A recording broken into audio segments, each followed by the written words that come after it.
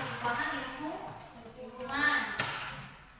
Tujuan pembelajaran kita yang pertama, anak didik kami diharapkan dapat menemukan apa penyebab perubahan lingkungan. Kemudian yang kedua, siswa dapat menjelaskan dampak perubahan lingkungan terhadap makhluk hidup. Tujuan yang ketiga yaitu mengidentifikasi apa saja upaya menjaga lingkungan agar tetap lestari atau terjaga. Perubahan lingkungan. Pasti ada di kami pernah mengetahui banjir. Pernah? Kena longsor? Nah, itu beberapa perubahan lingkungan yang disebabkan oleh perbuatan manusia atau juga alam. Apa yang kami juga pernah melihat penebangan hutan? Penebangan pohon-pohon? Secara besar-besar? Di mana? Di televisi? Kebun? Di televisi juga terdapat beberapa berita-berita penebangan hutan liar, pohon-pohon liar secara besar-besar. Nah, itu beberapa perubahan lingkungan yang terjadi karena ulah manusia atau juga karena alam. Faktor alam ada beberapa yang mengakibatkan perubahan lingkungan. Yang pertama yaitu angin, kemudian hujan. Hujan dapat mengakibatkan banjir jika hujannya terjadi terus-menerus. Kemudian juga cahaya matahari, gelombang air laut. Nah, apa penyebab gelombang air laut? Yaitu abrasi pantai. Kemudian faktor manusia yang dapat menyebabkan juga perubahan lingkungan. Yang pertama yaitu penebangan hutan, kemudian pencemaran, pembangunan,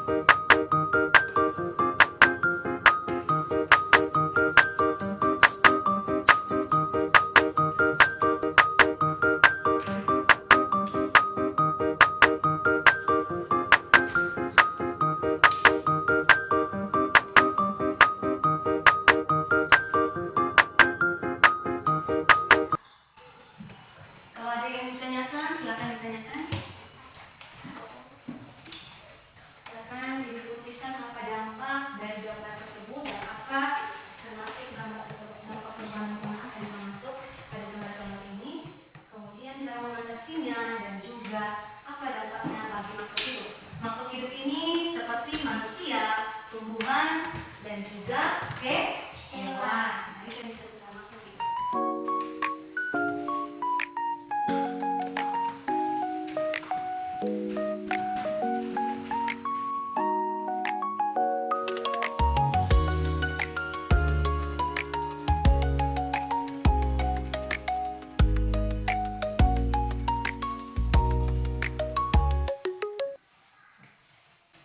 Rasa waktunya sudah cukup.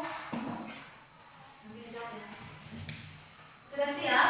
Sudah, Bu. Sudah siap kelompok 1? Sudah, Bu. Bisa disampaikan hasil diskusinya? Bisa, Bu.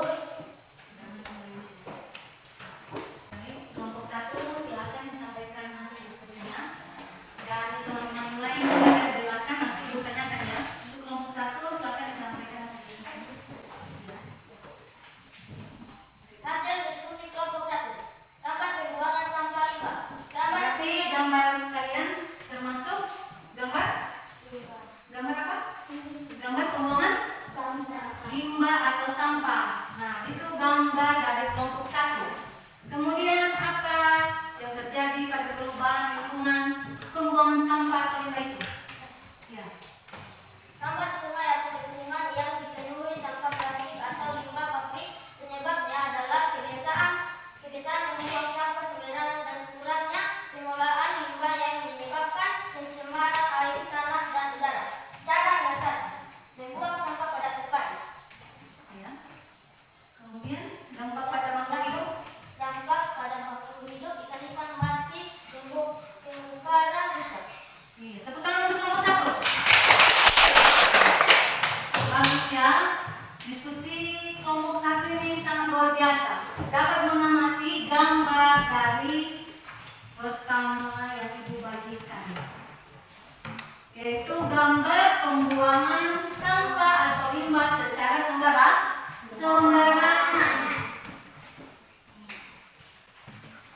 Nah, penyebabnya tadi yaitu kebiasaan membuang sampah sembarangan yang mengakibatkan air laut atau sungai tercemar.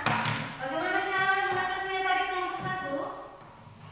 Cara mengatasi membuang sampah pada tempatnya. Iya, membuang sampah pada tempatnya. Jawaban yang tepat. Kemudian dampaknya bagi makhluk hidup kan di laut mati dan juga terumbu karang rusak. Sudah benar jawabannya. Nah, sekarang silakan disampaikan hasil diskusinya kelompok 2. Dengarkan kelompok 1. Hasil diskusi kelompok 2. Gambar banjir dan tanah longsor. Gambar area pemukiman yang terendam banjir atau lereng yang longsor.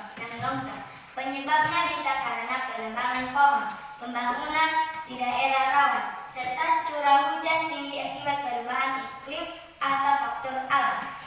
Cara mengatasi: 1. Tidak menebang pohon terus-menerus. 2. Tidak membuang sampah sembarangan. Iya, tepuk tangan untuk kelompok 2. Sudah bagus kelompok 2 juga menyampaikan apa dampak cara mengatasi daripada gambar yang kedua yang ibu berikan. Nah, apa tadi gambar kelompok 2? Tentang banjir dan tanah banjir dan tanah longsor. Ini gambarnya.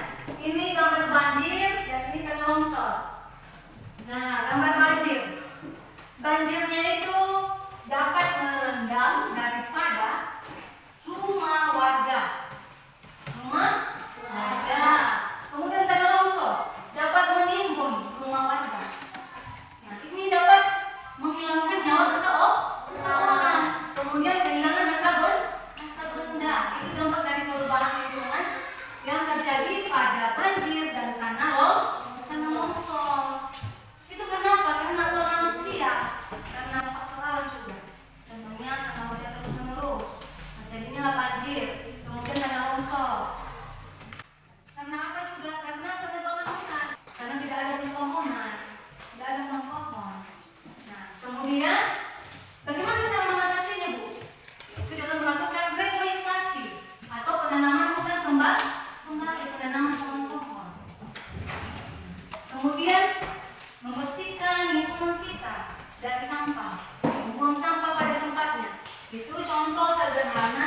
daripada mengatasi banjir dan longsor. Sudah baik sekali jawab dari kelompok 1 dan kelompok 2.